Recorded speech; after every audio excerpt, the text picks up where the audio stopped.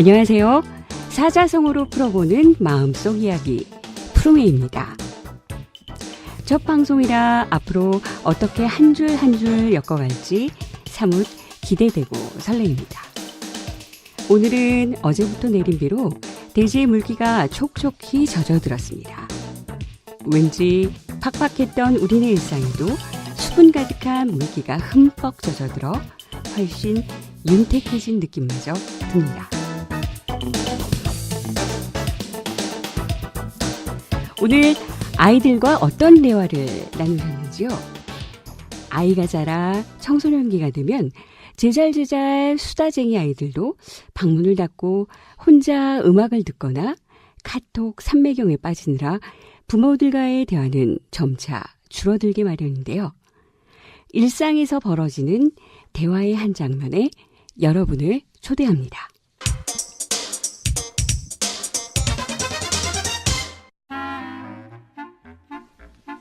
우리 딸 수학 문제 푸는 모양이네.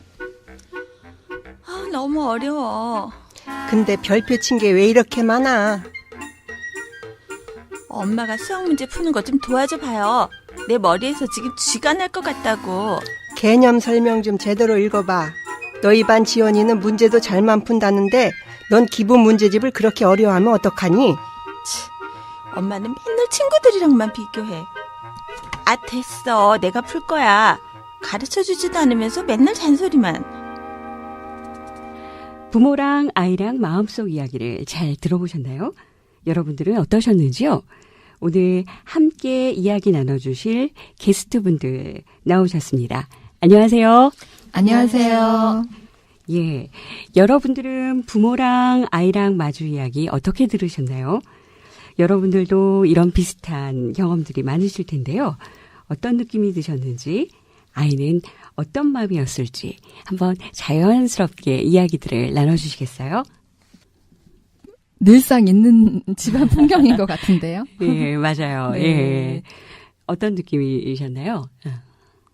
근데 저도 이제 아이를 키워봐서 알겠지만, 아이한테 이제 일단은 숙제를 한다거나 과제를 할 때, 그러니까 제 마음대로 빨리빨리 못하거나 아니면은 알아야 될 문제인데도 계속 못 풀고 있으면은 너무 답답해서 일단 손이 먼저 나가게 되거든요. 예, 마음과 달리 행동이 네. 먼저 나가시는 아니, 거죠. 옆집 누구는 잘하는데 너는 왜 이렇게 이것도 못해? 막 이러면서 벌써 이렇게 말이 나가는데, 나중에 이제 그 말이 끝나고 나선 좀 치근하고 이렇게 좀 속상한데, 일단은 왜 그렇게 그게 안 되는지 모르겠어요.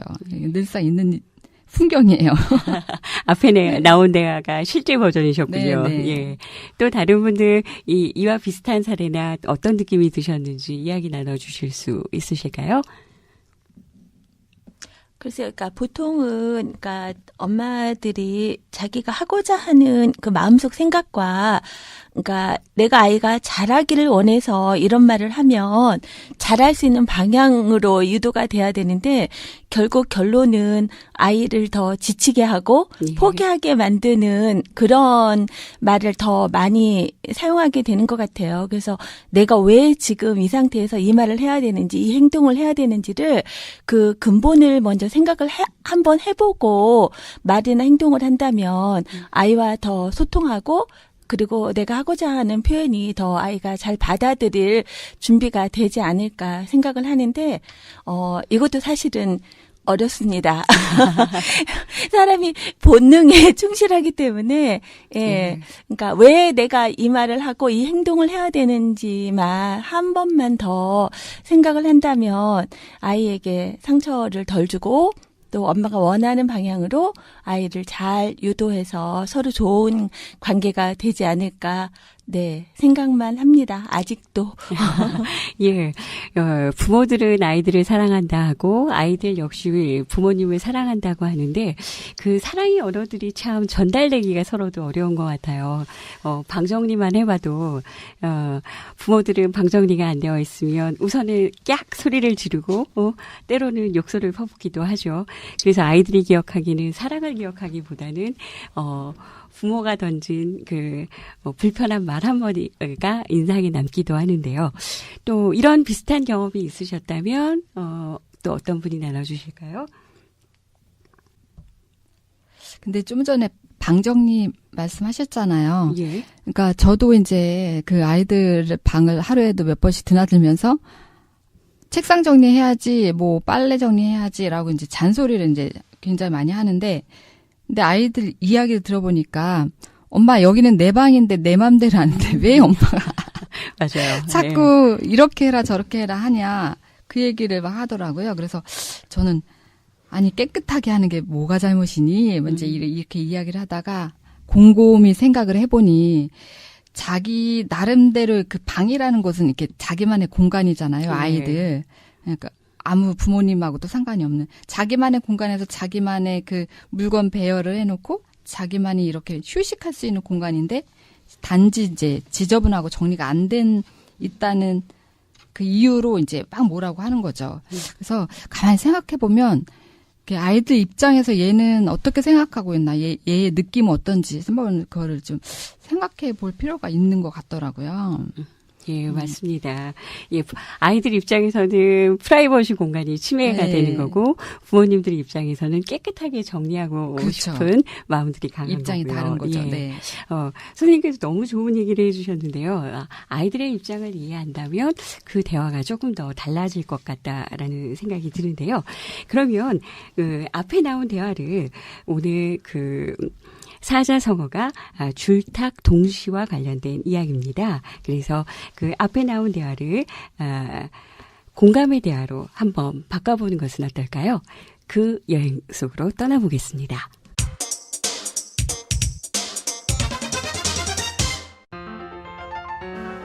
우리 딸 수학 문제 푸는 모양이구나.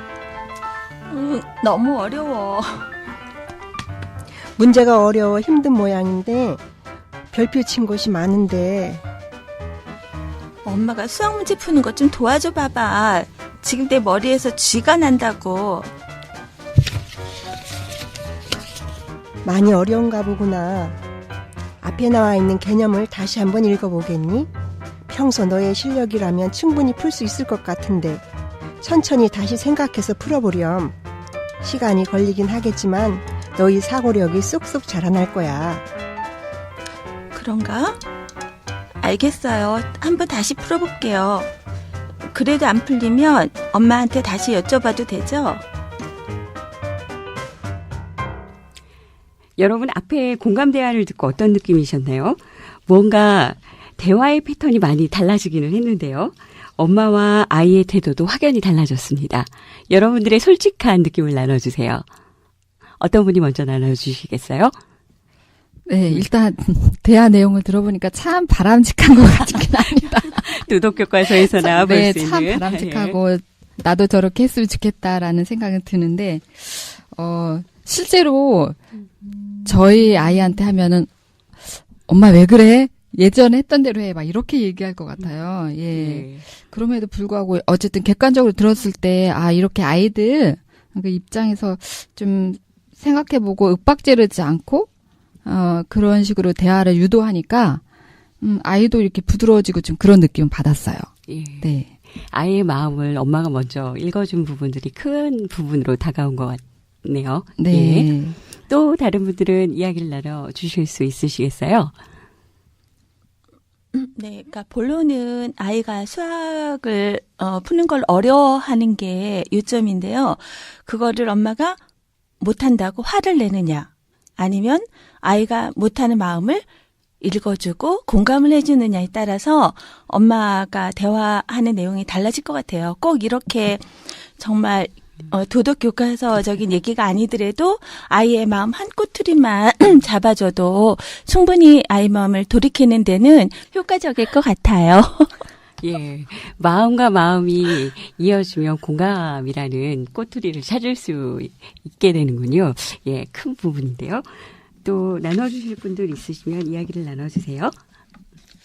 아니면 이렇게 좀 기다려 주는 부분 있잖아요. 예. 다시 한번 읽어보겠니? 아니면 뭐 다시 한번 생각해보겠니? 이렇게 기다려주는 부분이 저는 진짜 중요한 것 같아요.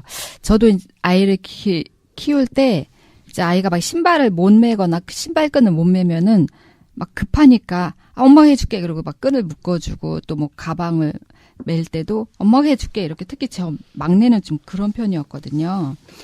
그러다 보니까 거의 10대 후반에 가서도 엄마 이거 해줘. 맞습니다. 이런 현상이 나타났더라고요. 그래서 진짜 기다려주는 거 할 수 있도록 이게 되게 인내심이 많이 필요한 것 같아요. 부모 입장에서. 예, 그 기다려주는 작업이 쉽지만은 않은 것 같아요. 최근에 그 축제 부스에서 그림을 그리는 장면이 있었는데요. 한 친구가 그림을 그리다가 그림이 엄마 마음에 들지 않았어요. 그랬더니 엄마가 아이의 손을 잡고 그림을 그리는 풍경을 목격하게 되면서 제 마음속에 물음표를 한번 저게 과연 맞는 것인가에 대한 물음표를 한번 던져보게 되는데 기다려줄 수 있는 부분들 그리고 또 아이의 마음을 아이의 마음과 엄마의 마음을 읽어줄 수 있는 공감이라는 부분들이 저희들에게 사랑의 언어로 다가올 수 있는 귀한 촉매제가 될 것 같습니다. 사자성어로 풀어보는 마음속 이야기 첫 번째 줄탁동시인데요. 오늘은 나오신 게스트 이서연님의 낭낭한 목소리로 에세이 여행을 떠나볼까요? 마음속 이야기 줄탁 동시. 옛 송나라에 줄탁 동시란 말이 있다. 이는 병아리가 알 속에서 나오려면 먼저 스스로 알을 까기 위해 부리로 알을 긁어 소리를 낸다. 그러면 알을 품던 어미닭이 병아리의 소리를 알아듣고 밖에서 알을 쪼아댄다. 이 두 가지 행위가 동시에 이루어졌을 때 비로소 병아리는 알을 깨고 밖으로 나오게 된다고 하는 중국의 고사성어다.